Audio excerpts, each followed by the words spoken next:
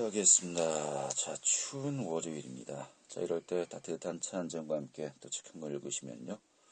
자, 우리네 마음도 훈훈해지지 않을까 싶네요. 자, 월요일 책갈피 오늘도 안주환 작가 자리했습니다. 어서 오시죠. 네, 안녕하세요. 네. 자, 이번 주 어떤 책 준비하셨습니까? 자, 이번에는 문제는 무기력이다 라는 책을 소개해드리겠습니다. 네, 문제는 무기력이다. 이 책은 어떤 이유로 고르셨습니까? 자, 두 가지 이유가 있는데요. 첫 번째는 겨울철에 날씨가 추워서 많은 분들이 우울증 증세를 보이고 계십니다. 그래서 무기력해지고요. 두 번째로는 사실 이맘때가 1년의 계획을 세웠다가 2월달이 되면서 대부분 실패를 하죠. 네. 그래서 무기력해지기 때문에 이 책을 고르게 됐습니다. 그래요. 자, 이 책은 좀 어떤 책이죠? 현대사회의 수많은 정신적인 문제가 바로 학습된 무기력증 때문에 생기고 있다고 저자가 주장하고 있고요. 저자 역시 이 무기력증을 극복하고 자신의 경험을 바탕으로 무기력의 원인과 이유 그리고 극복 방법을 알려주는 책이 되겠습니다. 네. 자, 학습된 무기력이라고 했어요. 예. 어떤 뜻입니까? 예전에 파블로브의 개라는 거 들어보신 적 있으시죠? 네네. 음식을 주면 침이 흐른다. 비슷한 실험을 했습니다. 개를 가지고 전기 충격을 가하는 실험을 할 때 그 시간이나 횟수를 어떤 기준 없이 무자기적으로 가할 때 개는 처음엔 이리 뛰고 저리 뛰고 피하지만 어느 순간서부터 그냥 포기를 한다고 합니다. 네. 사람도 마찬가지로 자신이 상황을 바꿀 수 없다고 판단이 되면 그 안에서 자신이 하고 싶은 일을 포기하고 상황에 맞추어 살게 되는데 그때 어떤 동기나 목표가 상실된 마음이 죽은 상태로 살게 된다는 것이 바로 학습된 무기력이라고 합니다. 그러니까 무기력이 이제 몸에 그대로 이제 익어버리고 더 극복할 마음도 없다라는 것인데 왜 이런 무기력이 생겨나는 것일까요? 책 속에서 다른 실험을 한 가지 보여주는데요. 원숭이를 두 개로 나눠서 가둔 다음에 한쪽엔 전기 버튼을 멈추는 버튼을 다른 한쪽엔 아무것도 없이 무작위적으로 전기 충격을 가하잖아요. 그러니까 버튼을 누르면 두 상자 안의 전기 충격이 멈추게 했습니다. 그랬더니 나중에 버튼이 있는 쪽의 원숭이들이 위궤양으로 일찍 사망해요. 즉 무기력이란 마음을 죽임으로써 육체를 살리기 위한 우리의 본능적인 방어 기제인 셈입니다. 근데 문제는 현대사회는 너무 많은 사람들이 너무 많은 시간 동안 이런 무기력의 지배를 당하고 있다는 것이죠. 그래요. 인간이 그렇다면 무기력에서 탈출할 수 있는 방법은 어떻게 찾아야 될까요? 사람이 답이다라는 표현을 하고 싶은데요. 인간에게 이런 실험을 할 수 없잖아요. 책 속에서 빈민가를 살고 있는 아이들을 대상으로 오랜 시간 동안 관찰을 해서 알아보았습니다. 빈민가의 아이들 중 70%가 빈민가로 돌아가서 성공하는 삶을 포기하고 살아가지만 그중에 30% 아이들은 성공하고 인정받는 삶을 살게 된다는 걸 알게 되었습니다.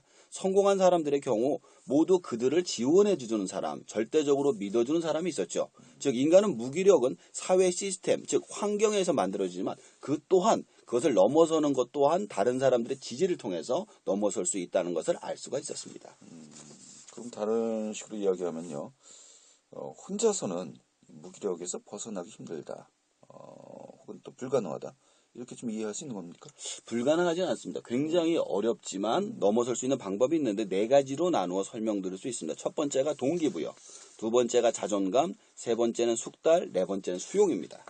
그래요. 좀 자세하게 이야기해 보도록 하죠. 먼저 동기부여 어떻게 하라는 겁니까? 책 속에서는 수많은 실험을 통해 만든 무기력 탈출 방법에 대해서 이야기를 해주고 있습니다. 우선 동기부여의 문제인데요. 사람의 동기란 사실 가장 정확하게 뭐라고 말할 수가 없습니다. 자신의 삶의 의미를 찾는 것이 가장 중요하다고 하고요. 의미를 찾는 것이 가장 중요해서 그 일을 해서 인정을 받는다는 느낌을 갖는 것이 중요한 것입니다. 아무리 일을 잘해도 그 일에 대해 상도 없고 벌도 없다면 사람은 그 일에 무기력을 느끼게 되는 것입니다. 그러나 상으로 돈도 좋지만 돈을 주지 않으면 또 악화가 되는 경우가 있기 때문에 스스로에게 성취감을 느낄 때 자신에게 상을 주는 그런 사람이 최대의 능력을 발휘하게 된다고 합니다. 그래요. 자, 두 번째는 자존감을 가져야 된다는 것인데 예. 설명해 주시죠. 이게 자존감하고 자존심이 좀 달라요. 자존감은 자기 스스로를 존귀하게 생각하는 마음이고요. 자존심은 내가 상대방보다 높다고 생각하는 게 자존심입니다. 자존심이 높은 사람은 모든 것을 비교하죠. 그래서 자신보다 낮은 사람과 나은 사람 두 가지만 가지고 생각을 해요. 그래서 많은 돈을 쓰고 무리해서 모든 일을 하게 됩니다. 그래서 자존감이 낮은 사람은 신용카드로 비싼 명품을 사고 성형수술을 통해서 자신의 가치를 높이려고 노력을 하다가 결국 힘들어하는 삶을 살게 되는 걸 볼 수 있습니다. 자존감을 찾기 위해선 자신의 위치에서 무엇이 최선인지 아는 몸과 마음의 기준을 마련하는 것이 가장 중요하다라고 이야기해주고 있습니다. 네. 자, 세 번째는 이제 숙달을 강조하고 있는데요. 예. 좀 어떤 것을 숙달해야 된다는 겁니까? 즉 자신이 하는 일이나 생활에서 숙달을 의미하는 겁니다. 아무리 좋아하는 일을 해도 자신의 일에 숙달이 되지 못한 사람은 행복한 삶을 살 수 없습니다. 모든 사람은 일을 해야만 살아가며 그 일의 전문가가 되어야지만 누군가의 인정을 받을 수 있으며 행복한 삶의 기초를 마련할 수 있기 때문입니다. 저 같은 경우에는 서점에 매일 앉아 있거든요. 그러다 보니까 할 수 있는 게 아무것도 없었어요. 근데 책을 읽고 소개하는 걸 좋아하다 보니까 방송에서 연락이 온 거예요. 그래서 15년 동안 지금 책을 소개하고 있고요. 소개를 하다 보니 강의 요청이 들어와서 도서관에서 강의를 했고요. 강의 요청을 하다 보니 그 강의 요청을 한 걸 책으로 쓰자고 해서 책을 써서 5권을 쓰게 된 겁니다. 그래서 지금도 방송한 내용을 또 인터넷으로 올리고 있고요. 그러다 보니 책 파는 작가가 지금 돼 있습니다. 그래요. 예. 알겠습니다. 자, 이런 건데 마지막으로 수용은 어떤 걸 또 우리가 이해할 수 있을까요? 모든 무기력의 원인이 환경에 대한 수용 때문에 그런 겁니다. 근데 무기력의 탈출 역시 환경에 대한 수용을 해야지만 가능하다고 해요. 전쟁 포로 중에 가장 먼저 죽는 사람이 어떤 사람들이냐? 막연한 낙관론자. 내일은 내가 나갈 거다. 베트남전에서 가장 먼저 죽는 사람들이 그런 사람들이었어요. 그래요. 예. 왜냐하면 그게 계속 절망으로 바뀌니까. 그들이 막연하게 다음에 나가겠지 생각을 하다가 희망이 좌절되자 그 실망으로 너무 크게 마음의 상처를 입어서 회복 불가능한 상태가 되었기 때문입니다.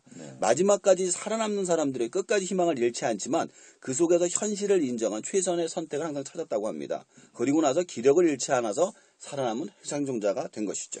네, 그래요.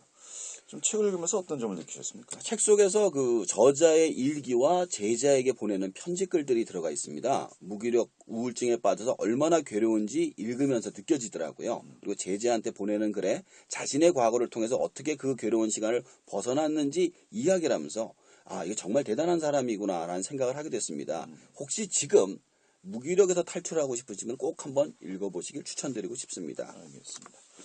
이 작가는 본인의 어떤 무기력 탈출법이 있습니까? 예, 인터넷에 제가 올린 적이 있습니다. 무기력 탈출법을 올린 적이 있는데요. 제가 젊은 친구들하고 가끔 얘기할 때가 있어요. 가장 많이 하는, 그 젊은 친구들이 가장 많이 하는 얘기가 그거예요. 아무리 노력해도 앞이 보이지 않는다. 내가 성공할 수가 없다. 결혼할 수도 없고 애도 못 낳을 것 같다. 이런 얘기 굉장히 많이 해요. 근데 사실 저도 20살쯤에 앞이 보이지 않았었어요. 저 때 제가 대학 졸업할 때 IMF가 터졌었거든요. 정말 저는 취직이 되는 줄 알고 대학을 들어갔는데 나오니까 실업자 신세가 되더라고요. 그래서 정말 많은 시도를 해서 수없이 많은 자기소개서 쓰고 많은 뭐 시험도 보고 그랬었는데 그러다 보니 뭐가 걸리긴 걸리더라고요. 근데 그 친구한테 말한 게 이거예요. 사실 네가 너무 많이 알아서 문제다. 사실 나는 앞이 보이지 않을 때 어떻게 될지 모른다는 생각에 이것저것 해봤는데 너는 미래를 너무 잘 알아서 아무것도 안 하는 게 아니냐라는 얘기를 한 적이 있어요. 그래서 그리고 이 말을 좋아한다고 썼습니다. 두 발은 현실에, 두 눈은 이상을, 두 손엔 사람을. 현실을 인정하되 이상을 꿈꾸고 혼자서가 아닌 사람들과 같이 가야 된다는 거죠. 현실만 보다간 현실에 갇히게 되고요. 이상만 꿈꿔서는 앞으로 나갈 수가 없고 혼자서는 아무것도 못하는 게 인간이기 때문입니다. 네, 알겠습니다. 네, 오늘 이 정도로 정리하시고 오늘 잘 들었습니다. 예, 감사합니다. 한조한 작가였고요. 요즘 꼭 함께 하도록 하죠. B2B의 노래입니다. 그리워